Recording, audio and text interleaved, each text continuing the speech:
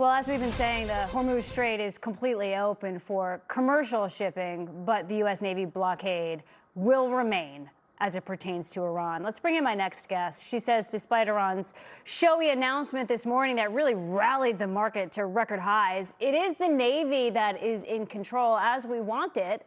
Joining me now, Lexington Institute Vice President Rebecca Grant. Rebecca, good to see you. What do you make of Iran has not confirmed that they have agreed to a deal with the United States just yet. But President Trump is very confident that we will get a deal this weekend. What do we know at the moment?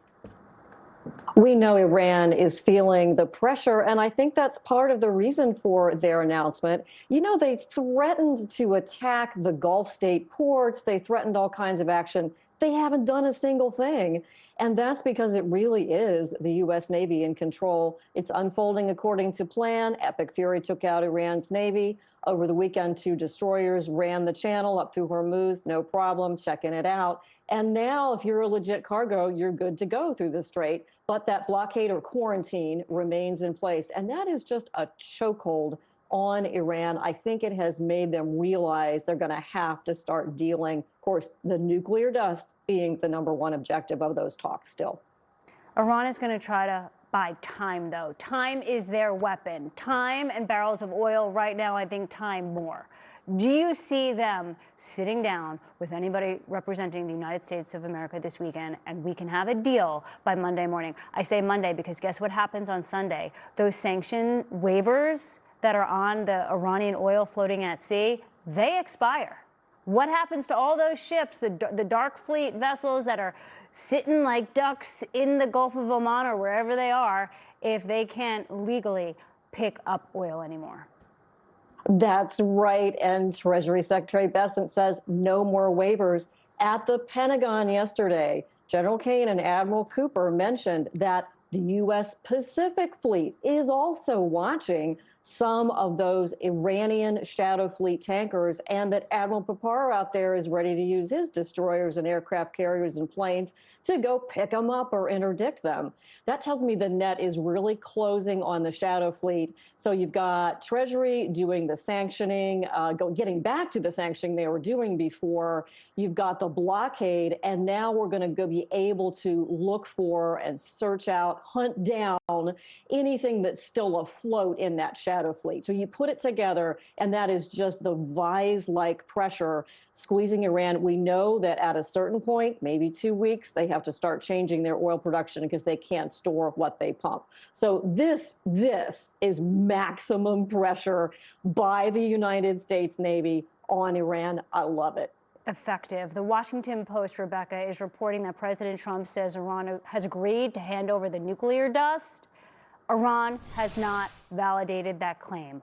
What do you say about the fact that we say one thing and Iran sometimes says another or doesn't agree to what we have said? I think that's to be expected in the public discussion right now. But I tell you, if you saw how eager Iran's foreign minister actually was to see the field marshal coming in from Pakistan, like, hey, maybe we can talk, you know, I think they really are under pressure. Now, if they agree to give up that nuclear dust, and I don't think Trump will not stop until they do, this vise-like squeeze is going to stay on.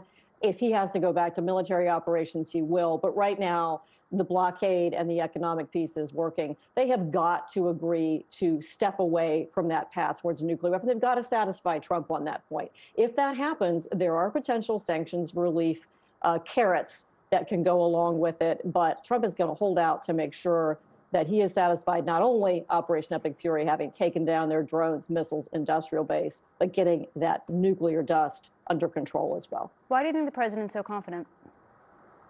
Because Operation Epic Fury has done such a good job. I mean, it set out with a really clear goal to take away Iran's ability to project power. They've done a super job. The blockade is working, and you can see Iran starting to quaver. Now, they're incredibly difficult to deal with. They're just not like anyone else. But I think Trump is finding the combination of economic and military pressure that is going to get him where he wants to go. And it's all coming together. You know, he wants peace in the Middle East. Iran is the main stumbling block, and he has got them on the ropes. We do have this ceasefire between Israel and Lebanon.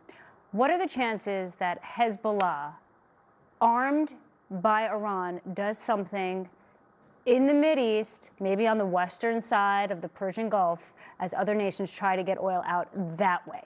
Can Hezbollah attack the western side of the Persian Gulf? Right. I don't think that they can be very effective, just like I don't think the Houthis can be effective in the Red Sea anymore at this point.